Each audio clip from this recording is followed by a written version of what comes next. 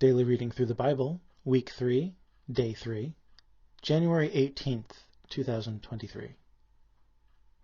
Genesis chapters 32 through 34, Psalm 145, Mark chapter 13.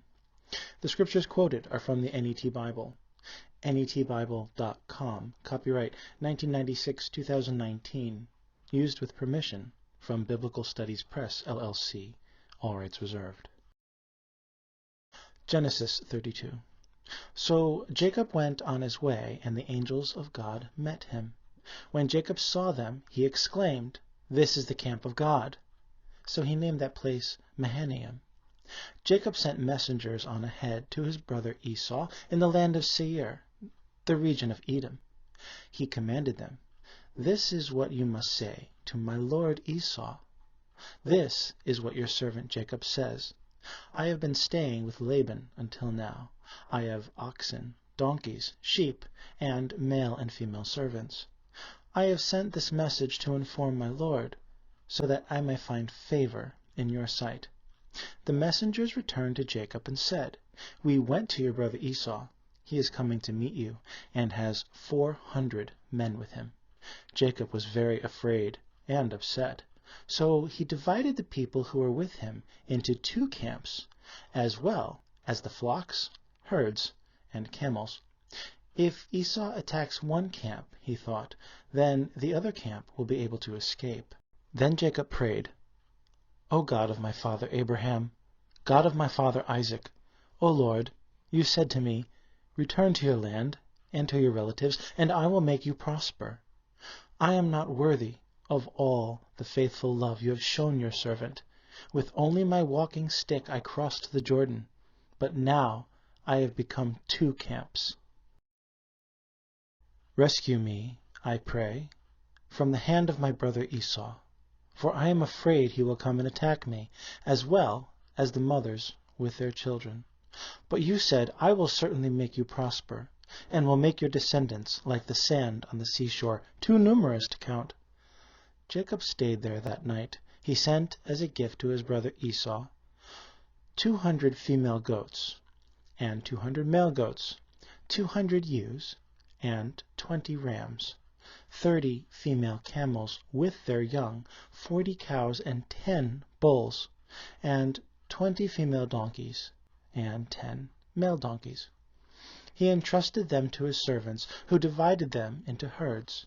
He told his servants, "Pass over before me, and keep some distance between one herd and the next." He instructed the servant leading the first herd, "When my brother Esau meets you and asks, 'To whom do you belong? Where are you going? Whose herds are you driving?' Then you must say, 'They belong to your servant Jacob. They have been sent as a gift to my lord Esau. In fact, Jacob himself is behind us.'" He also gave these instructions to the second and third servants, as well as all those who were following the herds, saying, "You must say the same thing to Esau when you meet him. You must also say, 'In fact, your servant Jacob is behind us.'" Jacob thought, "I will first appease him by sending a gift ahead of me. After that I will meet him. Perhaps he will accept me." So the gifts were sent on ahead of him while he spent the night in the camp. During the night Jacob quickly took his 2 wives, his 2 female servants, and his 11 sons, and crossed the ford of the Jabbok. He took them and sent them across the stream, along with all his possessions. So Jacob was left alone. Then a man wrestled with him until daybreak. When the man saw that he could not defeat Jacob, he struck the socket of his hip, so the socket of Jacob's hip was dislocated while he wrestled with him. Then the man said, "Let me go, for the dawn is breaking." "I will not let you go." Jacob replied, "Unless you bless me." The man asked him, "What is your name?" He answered, "Jacob." "No longer will your name be Jacob," the man told him, "but Israel, because you have fought with God and with men, and have prevailed." Then Jacob asked, "Please tell me your name." "Why do you ask my name?" The man replied, Then he blessed Jacob there. So Jacob named the place Peniel, explaining, "Certainly, I have seen God face to face and have survived." The sun rose over him as he crossed over Penuel, but he was limping because of his hip. That is why, to this day, the Israelites do not eat the sinew which is attached to the socket of the hip, because he struck the socket of Jacob's hip near the attached sinew. Genesis 33. Jacob looked up and saw that Esau was coming along with 400 men. So he divided the children among Leah, Rachel, and the 2 female servants. He put the servants and their children in front, with Leah and her children behind them, and Rachel and Joseph behind them. But Jacob himself went on ahead of them. And he bowed toward the ground 7 times as he approached his brother. But Esau ran to meet him, embraced him, hugged his neck, and kissed him. Then they both wept. When Esau looked up and saw the women and children, he asked, "Who are these people with you?" Jacob replied, "The children whom God has graciously given your servant." The female servants came forward with their children and bowed down. Then Leah came forward with her children, and they bowed down. Finally, Joseph and Rachel came forward and bowed down. Esau then asked, "What did you intend by sending all these herds to meet me?" Jacob replied, "To find favor in your sight, my lord." But Esau said, "I have plenty, my brother. Keep what belongs to you." "No, please take them," Jacob said. "If I have found favor in your sight, accept my gift from my hand. Now that I have seen your face, and you have accepted me, it is as if I have seen the face of God. Please take my present that was brought to you, for God has been generous to me, and I have all I need." When Jacob urged him, he took it. Then Esau said, "Let's be on our way. I will go in front of you." But Jacob said to him, "My lord knows that the children are young, and that I have to look after the sheep and cattle that are nursing their young. If they are driven too hard for even a single day, all the animals will die. Let my lord go on ahead of his servant. I will travel more slowly, at the pace of the herds and the children, until I come to meet my lord at Seir." So Esau said, "Let me leave some of my men with you." "Why do that?" Jacob replied. "My lord has already been kind enough to me." So that same day Esau made his way back to Seir, but Jacob traveled to Succoth, where he built himself a house and made shelters for his livestock. That is why the place is called Succoth. After he left Padan Aram, Jacob came safely to the city of Shechem in the land of Canaan, and he camped near the city. Then he purchased the portion of the field where he had pitched his tent. He bought it from the sons of Hamor, Shechem's father, for 100 pieces of money. There he set up an altar and called it, "The God of Israel is God." Genesis 34. Now Dinah, Leah's daughter, whom she bore to Jacob, went to meet the young women of the land. When Shechem, the son of Hamor the Hivite, who ruled that area, saw her, he grabbed her, forced himself on her, and sexually assaulted her. Then he became very attached to Dinah, Jacob's daughter. He fell in love with the young woman and spoke romantically to her. Shechem said to his father Hamor, "Acquire this young girl as my wife."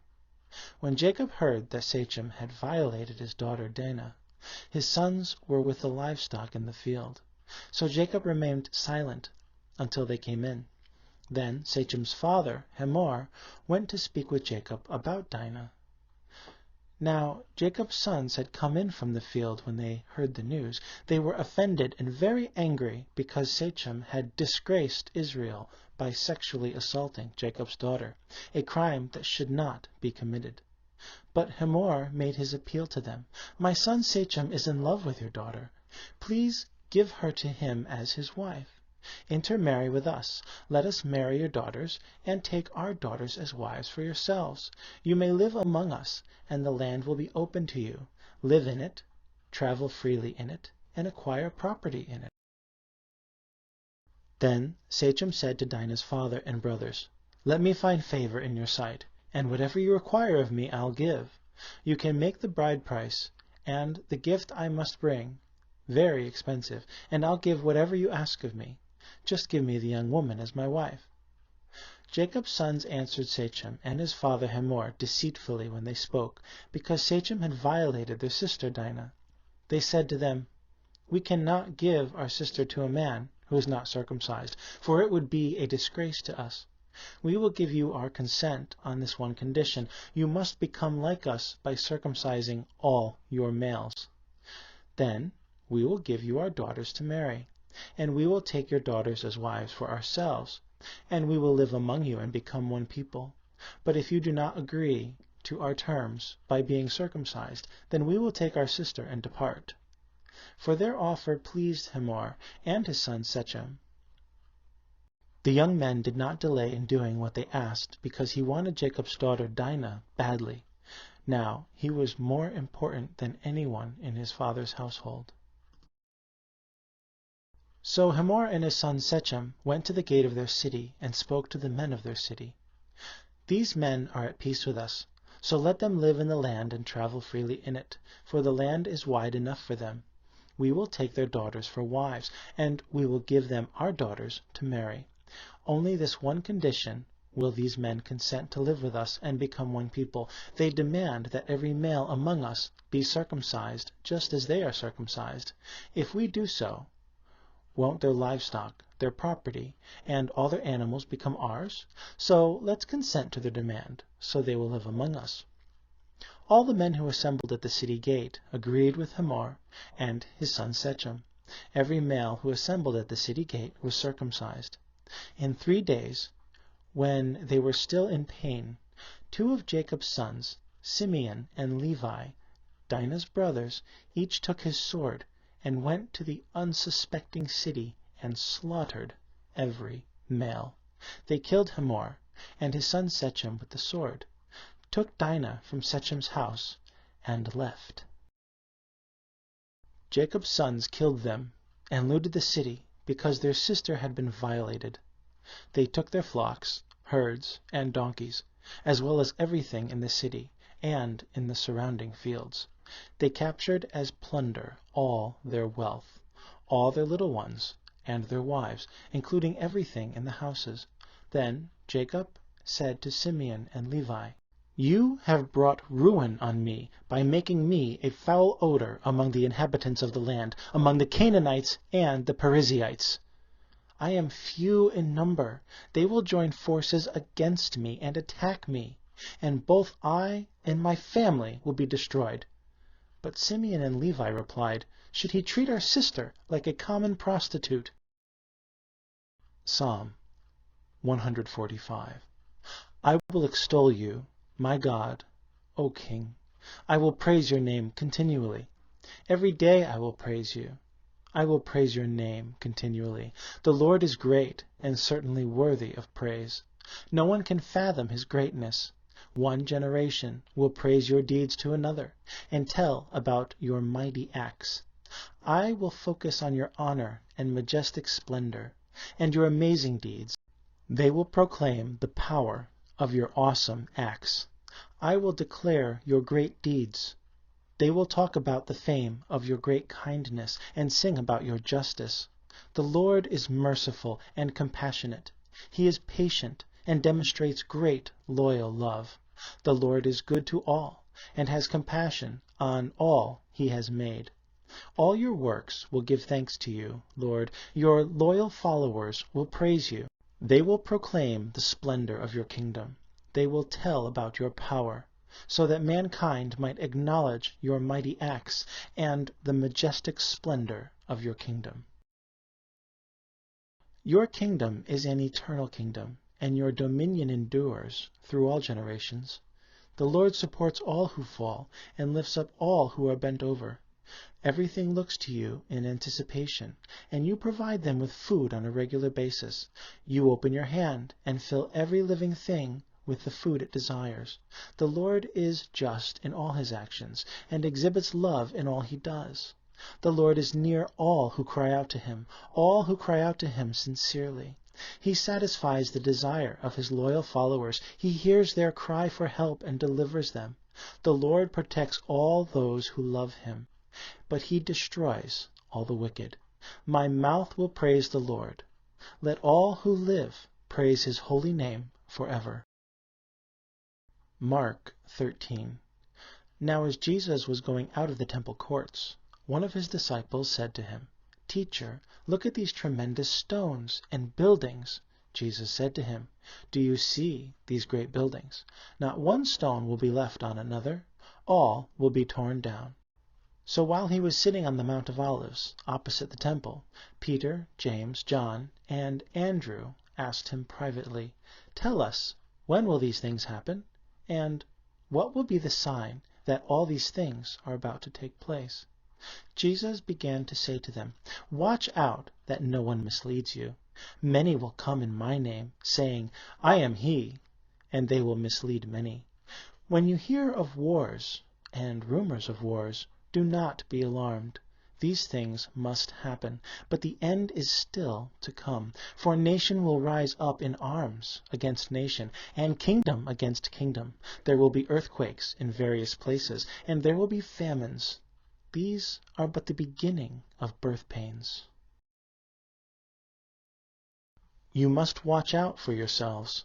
You will be handed over to councils and beaten in the synagogues. You will stand before governors and kings because of me, as a witness to them. First, the gospel must be preached to all nations. When they arrest you and hand you over for trial, do not worry about what to speak, but say whatever is given you at that time, for it is not you speaking, but the Holy Spirit. Brother will hand over brother to death, and a father his child. Children will rise against parents and have them put to death. You will be hated by everyone because of my name, but the one who endures to the end will be saved. But when you see the abomination of desolation standing where it should not be, let the reader understand. Then those in Judea must flee to the mountains. The one on the roof must not come down or go inside to take anything out of his house. The one in the field must not turn back to get his cloak. Woe to those who are pregnant and to those who are nursing their babies in those days. Pray that it may not be in winter, for in those days there will be suffering unlike anything that has happened from the beginning of creation that God created until now, or ever will happen. And if the Lord had not cut short those days, no one would be saved. But because of the elect, whom he chose, he has cut them short. Then, if anyone says to you, Look, here is the Christ, or Look, there he is, do not believe him.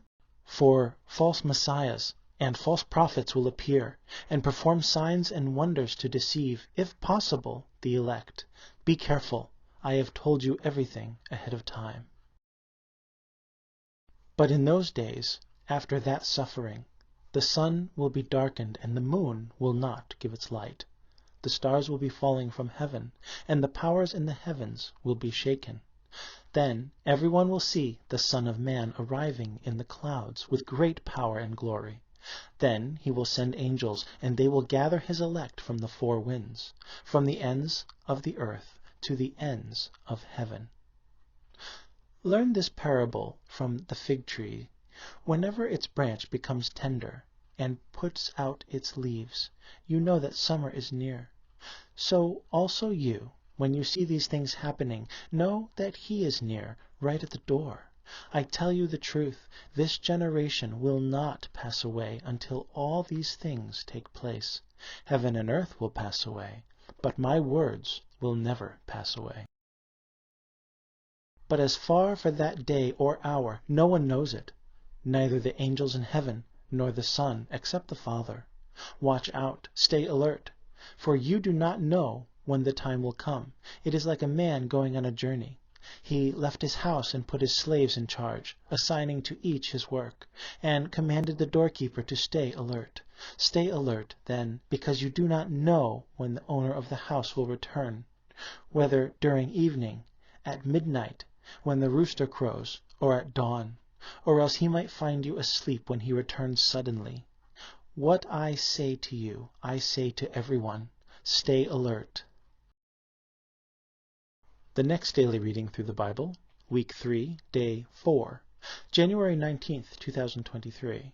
Genesis, chapters 35 through 37, Psalm 12, Mark, chapter 15. The scriptures quoted are from the NET Bible, netbible.com, copyright 1996-2019, used with permission from Biblical Studies Press, LLC. All rights reserved.